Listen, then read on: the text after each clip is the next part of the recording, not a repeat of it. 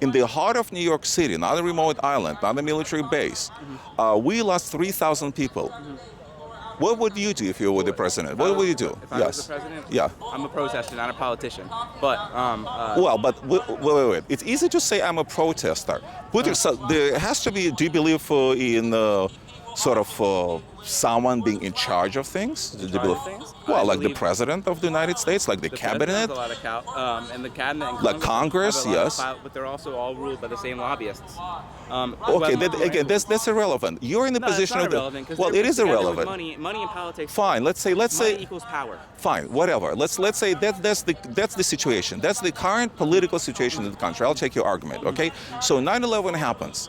What would be your actions? What would you do to counteract the death of 3,000 innocent Americans murdered by the Islamic terrorists? What would you do, being the president? What would you do? Yes. What would I do? If I was the president, I would rethink the last 100 years of American history and say, when we put CIA agents and we put our military forces in other countries, what does that do? I mean, there's a reason right now that 90%, and I completely agree that what happened in New York City is something that, we really have to take away from. That was very sad, and, I was only growing up, but that's going to mark the rest of my life. Forever. That's something that's going to be on the way to our backs forever. But when we talk about, how 90% of young Iraqis now think that we're the enemy, Okay, so that I don't think wait. That You didn't if answer. I was president, You didn't answer my question. I would take away. I would take away the CIA, and I would take away all the black ops, and I would take away the money and the arms, like the arms that the CIA funneled to Jordan right now, that actually met in the hands of black arms, or black ops, not black ops, excuse me, the black market, which is now probably going to get sold to Islamic State terrorists and more terrorists in the region. I would remove the military-industrial structure that makes a lot of people money, but also makes a lot of terrorism because it makes anger towards the U.S. So really? I would stick out our hand and say, stick out our hand. Okay. Let's have some diplomacy. That's, and you think it's going to work? And you know what? So you think you could? That Obama tried it. Obama tried it, and it failed miserably. It failed miserably? Don't you think so? So what's your solution to that? Well, my solution is a very simple one. It's a war. Yeah. War. Well, Kill them. Yeah. Kill them. Yeah. Kill them. Yeah. We have all the military, all the resources that we need. We spend $609 billion on our military, and you know what's not going to? It's not going to residents in North Philly, and it's not going to people down here. 3,000 people murdered. 500,000 Iraqis killed. 3,000. Half a million Iraqis also died. So no life is worth another life. But So you equate American life to any lives in all third world countries. We're all humans, aren't you? Well, yes and no. I mean, I'm a human before I'm an American. No. If let's say I'm talking about the Japanese who's ready, and by the way, what would you call a person who in this movie theater in France, when they took, whatever was the name, when they took them upstairs, it was only recently was revealed, they not only did they kill them, they tortured the people. They cut the testicles. They gouged out the eyes. Like the CIA did in Guantanamo Bay. Wait. Like where they waterboard people.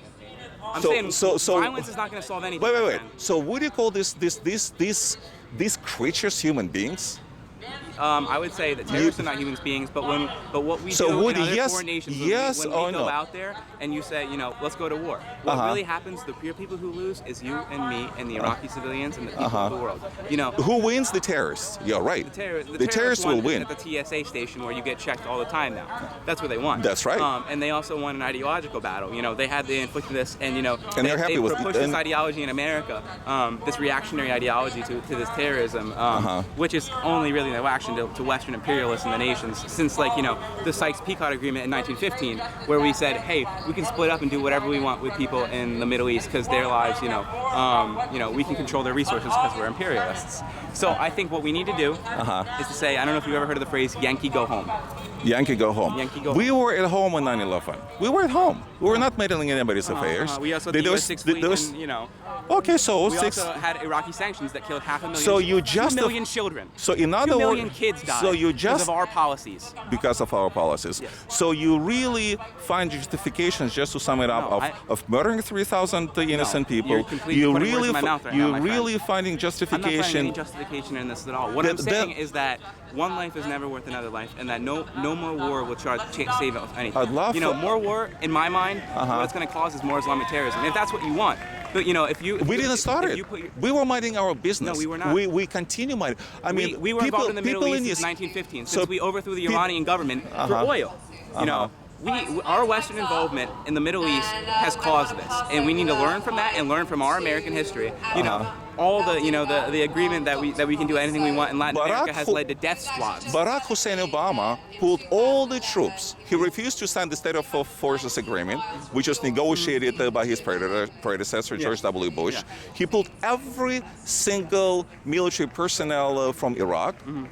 And that gave rise to ISIS. I mean, it's as simple as that. That were put down in Iraq the other day. You know, the 3,000 or the 9,000 that were put in Afghanistan. Obama's a war hawk, and I disagree with all his policies. So I think we're in some agreement there. But I think that the escalation of force. He's not a war hawk. I wish he were. No, he's a war hawk, and he's the deportation in chief because he deports more immigrants than. So you would rather open the borders? I mean, on a different subject. Well, I'm saying on the same topic. When we support drug wars and CIA operations in Honduras, El Salvador, overthrowing the Honduran government in 2009, along with just controlling. We fight with Venezuela and all these other nations because of their ideology. But the American U.S. spokesperson could talk for 2 or 3 minutes about Venezuelan democracy, but wouldn't speak an inch on Brazilian democracy, which Brazilian democracy was removed when they removed the president Dilma Rousseff undemocratically. Well, I mean, and they put in it was democratically. I do business with Brazil, so I know all the politics over there. But let me ask you this. Yeah. What was I about to ask you? We're talking about the border. So you are for open borders, right? What I'm for is American involvement in countries in Honduras, and that's what I want to ask you. Yeah. You brought up Venezuela. So what do you think is happening in Venezuela? Can you explain to me? No, I want to learn more about Venezuela, so I have to read more. So I will not do that in injustice. But if I do want to talk about any other, but common sense. Before Hugo Chavez, there was toilet paper. 10 years down the road, there is no toilet paper. There is no milk. There are no staples. I mean, what changed? I'm not educated in this subject, so I won't talk about Venezuela. But I do need to do more reading. Okay. Right. But you're very well educated. I'm here to be educated, and I'm here to spread the message. So you think that you spent all this time doing your thesis, doing your homework on Islamic terrorism, and what you learned is that we have to do absolutely nothing about it. Is that your conclusion? We do nothing about it. It's that we stop the policies. We stop the policies in the first place. The American policies that said, hey, let's go down in the Middle East and let's control the resources in Iraq. But here's an example. When we sold drugs and guns in Nicaragua in order to fool the Contra war, the Contra-Iran-Contra affair. Do you remember that? Yes, I do. Yes. So we overthrew Mossadegh, who was a democratically elected prime minister, and when put in the Shah. And you know what the Shah did? He tortured people. He killed people. He killed people for political expression like this right here. And that was backed with our tax dollars and your money. And today's Iranian leadership is so nice and so benevolent, right? No, they're not. Okay. And they violate human rights just as much as Americans. Iranians violate, let me hear it again. Iranians violate human rights just as much as we do in this country. Yes. Really. So we drop gates, we hang gates on the cranes, right? No, we may not do that. So we do that, right? I should have known you would have. Hey! I'm good. Our loyal opposition. Good to see you. Good to see you, sure. He's a nice guy. Yeah, He trolls us, but it's all in it's politics right here. This is us coming together to have a discussion on the issues that really matter to America. Okay, so we are pushing. Listen, what I'm saying about Iran and America is that on the same level. level. Let me turn around because you're against that. You stay here. I want the sound to be behind me. Okay, this is better. Yes.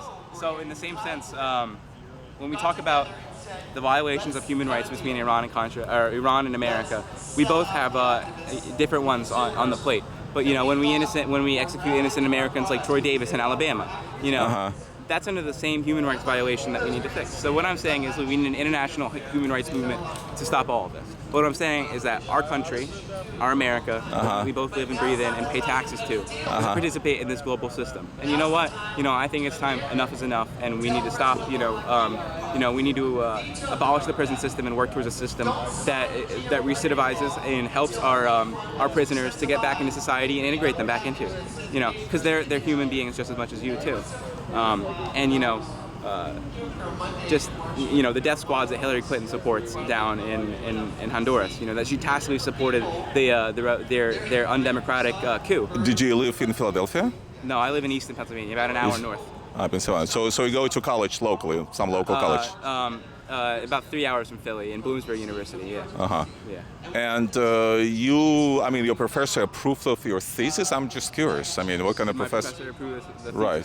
Right. My professor is actually he's a Turkish American, so he's in quite an interesting situation when it comes to what happened in Turkey, which is a very, very, very it was an undemocratic coup attempt that led to I watched a civilian get run over by a tank in the streets. That's disgusting. That's a human rights violation. So I don't want to fuel any narratives here about the U.S. education system, but my professor agrees with free speech and ideas, just like this right here. So well, there's no free speech. I mean, that's something that boggles me a lot. That there's you guys create some so-called safe zones in the universities. The safe zones that happen in Ferguson, which is like one of the national places, and at the University of Missouri, was in order so that media opposition wouldn't come here, like the Fox News reporters up there, wouldn't come here and portray people who are really trying to do justice work to make America better for all of us, and for generally human beings as a whole, didn't demonize them and turn them into something that they weren't by putting words in their mouth. Who do you want to become when you finish the college? I mean, do you have like any ideas? What kind of career? I want to do just like you. I want to do independent media, and I want to cover the truth. Cover the truth. Yeah.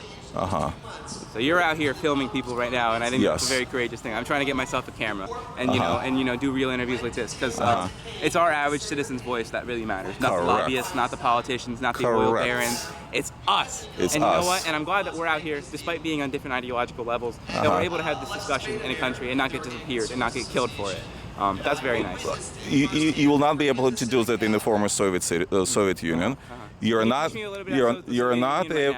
able. You can do your entire thesis about it. I mean, it's a long story. I can give you my card. We can talk again later.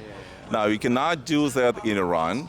You cannot do that in perhaps nine-tenths of the rest of the world. What we're doing now, it makes America an exceptional country, my friend.